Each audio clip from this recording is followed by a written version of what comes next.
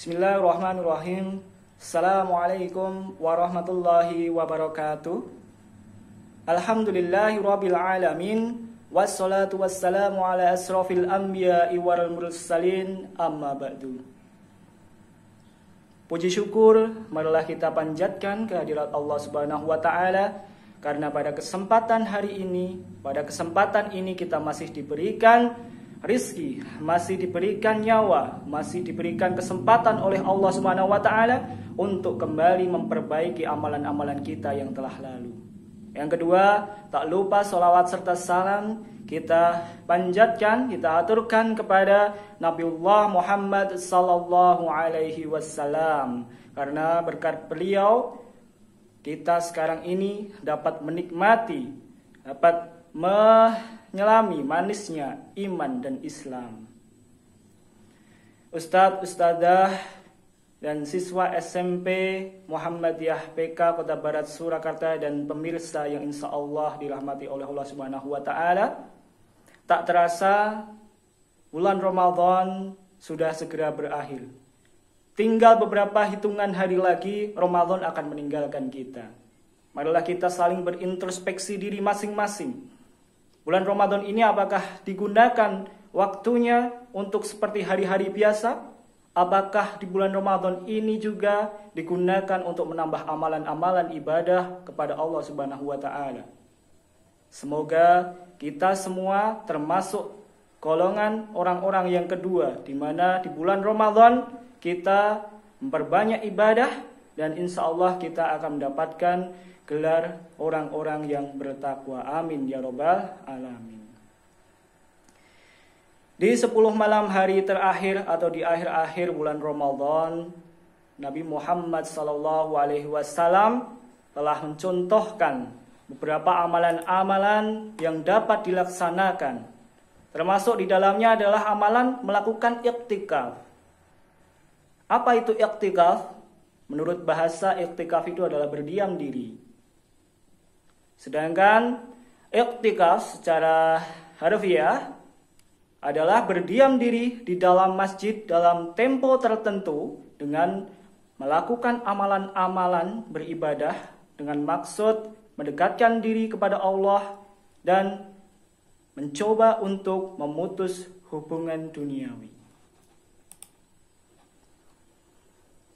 Hal ini dilakukan atau amalan iktikaf ini dilakukan berdasarkan landasan hadis yang diriwayatkan oleh Muslim dari Aisyah radhiyallahu anha,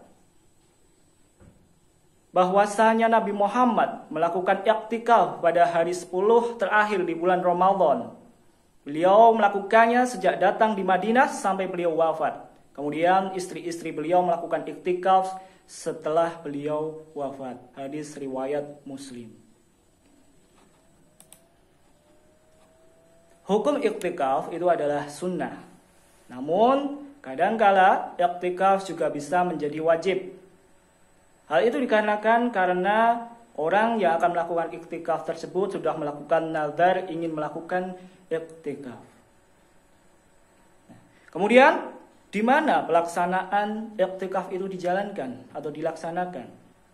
Di dalam surah Al-Baqarah ayat 187, di sana dijelaskan bahwasanya pelaksanaan iktikaf itu berada di dalam masjid.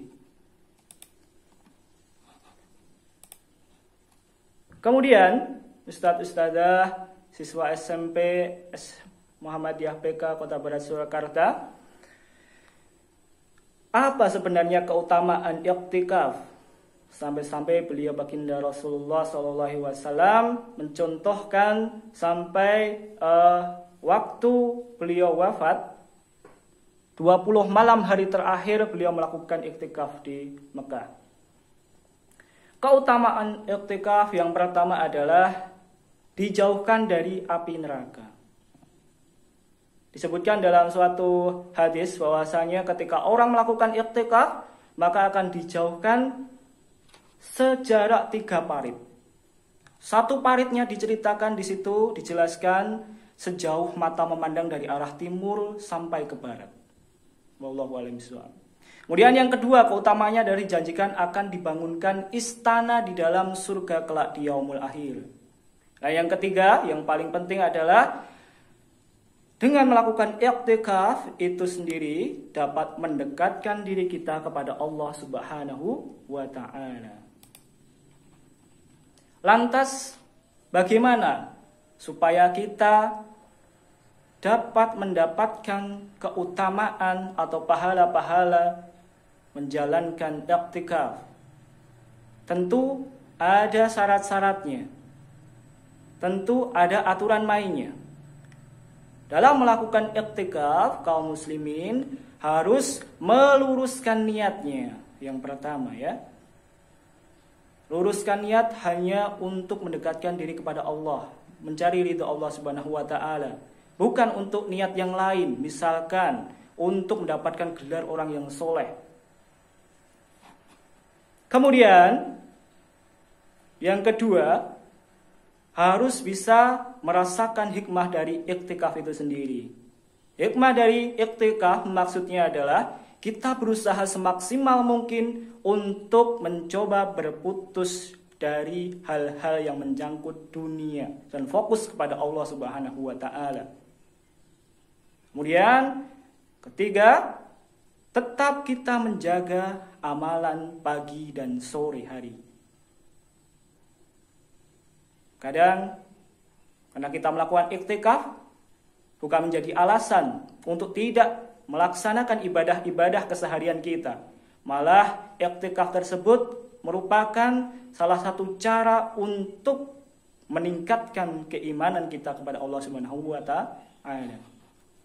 Kemudian yang keempat adalah beriktikaf di dalam masjid dan tidak keluar dari area masjid.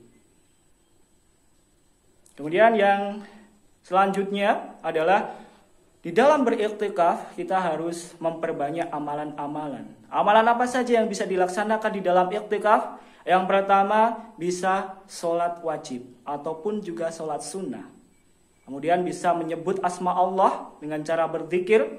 Kemudian bisa membaca Al-Quranul Karim. Kemudian juga bisa mempelajari ilmu-ilmu agama. Yang paling terpenting adalah cara kita bagaimana mendekatkan diri kepada Allah Subhanahu wa taala. Kemudian yang terakhir adalah kita sedikit mengurangi makan dan minuman. Supaya apa? Supaya hati kita itu menjadi lembut. Ya. Boleh waktu kita iktikaf itu janjian dengan teman-teman. Ada yang bawa kopi, ada yang bawa minuman, ada yang bawa gorengan, ada yang bawa makanan cemilan. Biar supaya nanti pas iktikaf tidak ngantuk. Tapi jangan sampai nanti niatnya itu menjadi berbelok. Ketika sudah banyak kumpul makanan, kumpul-kumpul di masjid, tiba-tiba bukannya melaksanakan iktikaf, tapi malah membuka warung kopi di dalam masjid. Naudzubillahi min dzalik. Jangan sampai ya.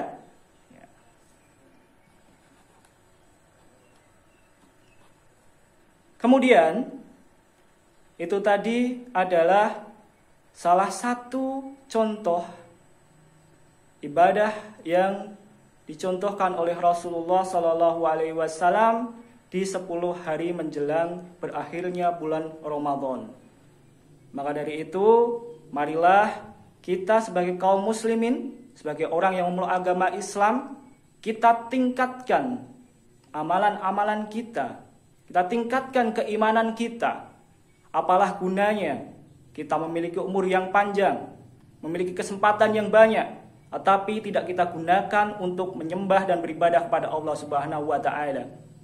Dalam syair lagu yang sudah lama sekali, yang mungkin bisa memotivasi keimanan kita juga, kurang lebih bunyinya seperti ini. Sepotong kayu daunnya rimbun, lebat bunganya juga buahnya. Walaupun hidup 1000 tahun, kalau tak sembayang, apa gunanya? Walaupun hidup 1000 tahun, kalau tak sembayang, apa gunanya? Baiklah, mumpung ini masih dalam suasana dan nuansa bulan Ramadan, marilah kita melaksanakan ibadah-ibadah kepada Allah Subhanahu wa taala Kemudian kita menjalankan iktikaf juga, iktikaf di dalam masjid ya. Semoga apapun yang menjadi amalan kita di bulan Ramadan ini menjadi amalan peningkatan ketakwaan di bulan-bulan kita selanjutnya yang akan kita hadapi. Cukup sekian dari saya. Wabillahi taufik wal hidayah. Wassalamualaikum warahmatullahi wabarakatuh.